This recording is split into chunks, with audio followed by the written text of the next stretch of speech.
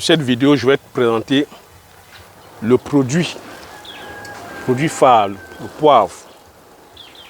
Donc j'aimerais te présenter ce que je produis. Je suis producteur et vendeur de poivre.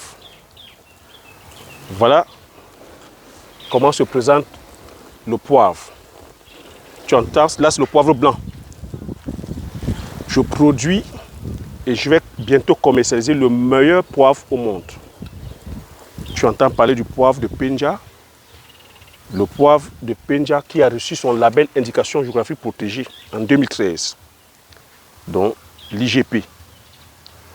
Cette indication géographique protégée, c'est par rapport à notre terroir, par rapport au terroir, le Mungo, parce que le sol du Mungo profère au poivre les qualités organoleptiques hors du commun. C'est aussi l'expertise des hommes et les femmes qui les cultivent. Tu vois, ce poivre aussi, c'est la troisième épice la plus chère au monde. Le poivre, c'est un alicament. Un alicament, pourquoi? Parce que c'est un aliment, c'est un médicament en même temps. Donc, ceux et celles qui auront la chance de consommer, c'est-à-dire que ce poivre-là, surtout cette cuvée que nous sommes en train de faire, je dis c'est un aphrodisiaque.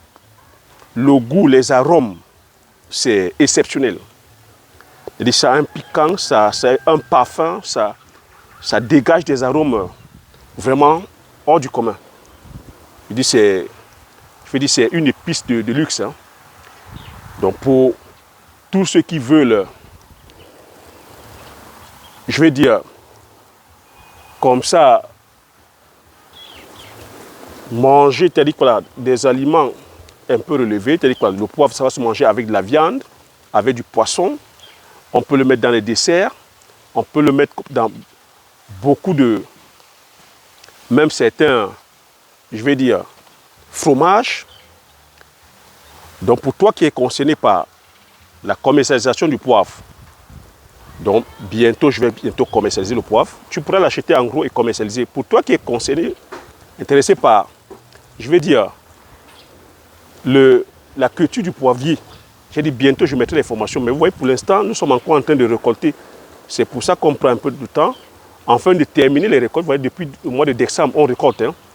Donc, on aimerait déjà d'abord finir de récolter. On aimerait aussi que la saison des pluies commence. Là, au village, on a déjà reçu 2 pluies. Donc lorsque les pluies seront constantes, on pourra commencer donc justement à manipuler les plantes. Voilà le poivre de Penja, le poivre du Cameroun. Le meilleur poivre au monde. Pour tous ceux et celles qui sont intéressés par la formation, je vais dire, regardez sur la barre de description, envoyez-moi le mail, dites-moi, vous êtes intéressé. Et je vous demande encore de prendre votre mal en patience, je suis en train de faire les choses bien. Donc une épice comme ça, voilà de l'argent. Une épice comme ça, le poivre a la même valeur que l'or. Tu vois, c'est ça, la même valeur que l'or. Il y a une bourse de poivre. Et mon challenge aujourd'hui, c'est que nous soyons comme ça plusieurs à produire le poivre en Afrique. Et pour qu'il y ait une bourse de poivre aussi, c'est-à-dire que justement en Afrique, qu'on puisse même convertir notre monnaie. Vous voulez changer la monnaie à chaque fois. On parle du franc CFA. Mais le franc CFA va se reposer sur quoi? Il faudrait qu'on produise massivement nos ressources, nos matières premières, qu'on puisse les transformer afin de pouvoir faire reposer la monnaie sur nos matières premières, sur ce que nous produisons.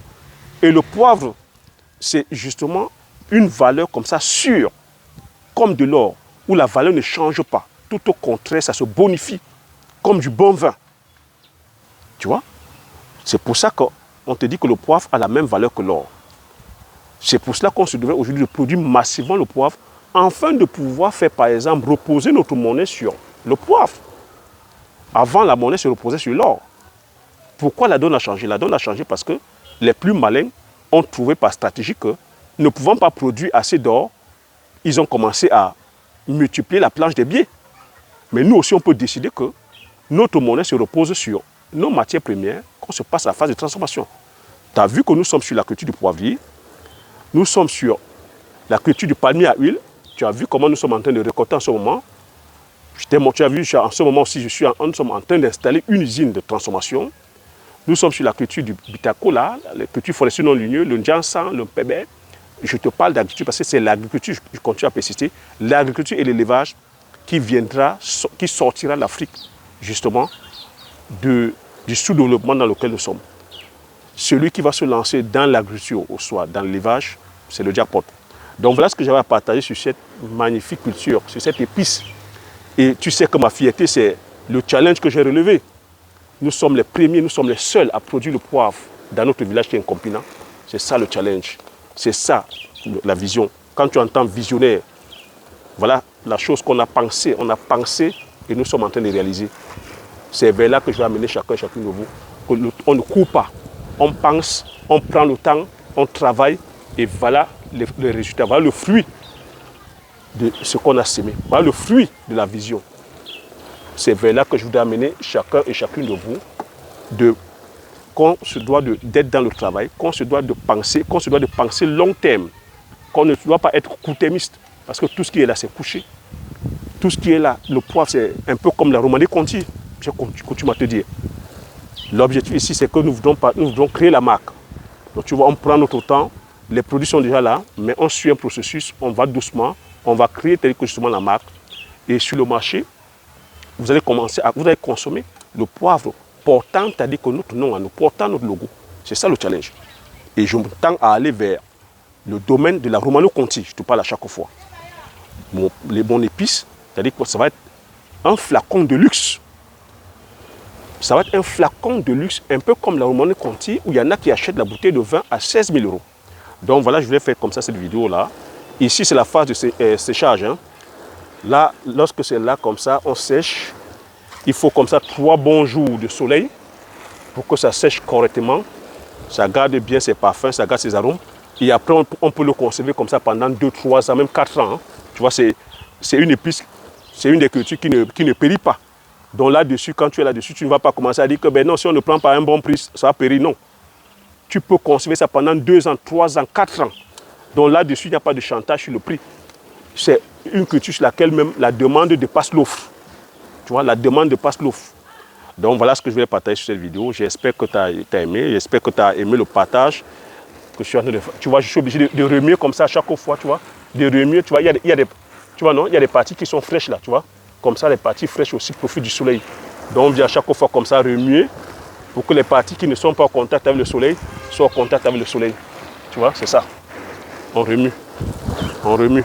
Tu vois, le travail, c'est manuel. C'est ça qui fait aussi, qui apporte la plus-value. C'est ça qui élève aussi le coût. C'est ça qui donne aussi, justement, la valeur à cette épice-là.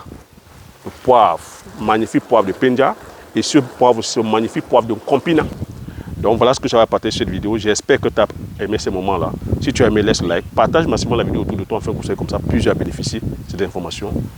Tu n'es pas encore abonné, abonne-toi afin de pouvoir faire grandir la communauté des entrepreneurs visionnaires. Comme j'ai coutume à dire, l'information c'est la connaissance c'est la richesse. Une fois que tu as ces informations, tu appliques tes stratégies et tu passes à l'action massivement.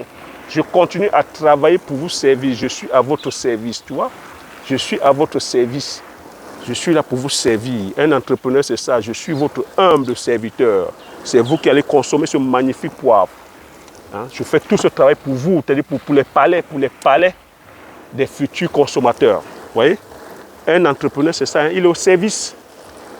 La question que je vais te poser à tous ceux qui se disent entrepreneurs, êtes-vous au service? Qu'est-ce que vous êtes en train de faire? Un entrepreneur, c'est celui qui est au service des autres. Je suis là à votre service. Voilà, sur ce, je vous dis merci. À la prochaine vidéo. Ciao.